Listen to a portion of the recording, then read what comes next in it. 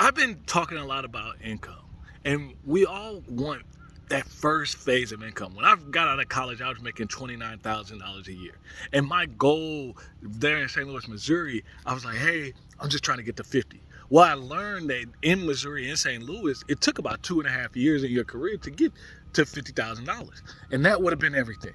And then as you get older, you're like, "I need to get to $100,000," and while that's a great goal, number one, I want you to understand making $100,000 a year.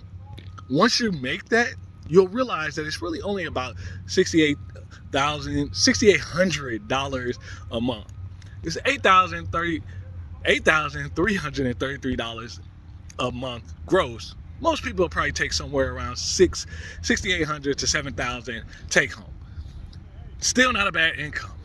But I want you to understand, how can I get there faster? Well, this is what you need to do first. Now, granted, there are some careers, if you're in nursing, medical, engineering, you can get to 100,000 plus very, very quickly.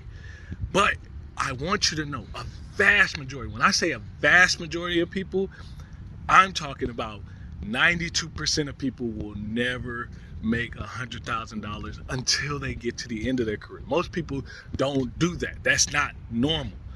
And the reason for that is that they stay at their job, or maybe they just don't pursue their income. And that's what I want you to do right now. So, number one, I want you to get focused on, I'm trying to get to $100,000 a year in your particular field. You need to find what's the valuable skills and learn that. I don't think you need to spend years. I think you need to learn the valuable skill, get you a few examples.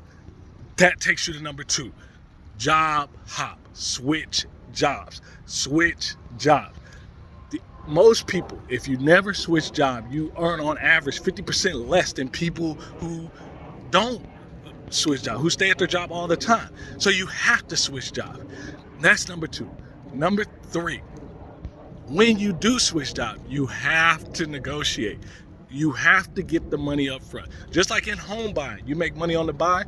In employment, you make money before you sign the offer letter. So if you're not negotiating that salary, I mean, you're having a full out discussion with sign-on bonus, stock option, regular bonus, salary increase, all those things, PTO, it all adds up. And if you're not doing that, you will miss it. But if you do that and you work the average income, you could be looking at 100K in 5 years, 5 to 7 years.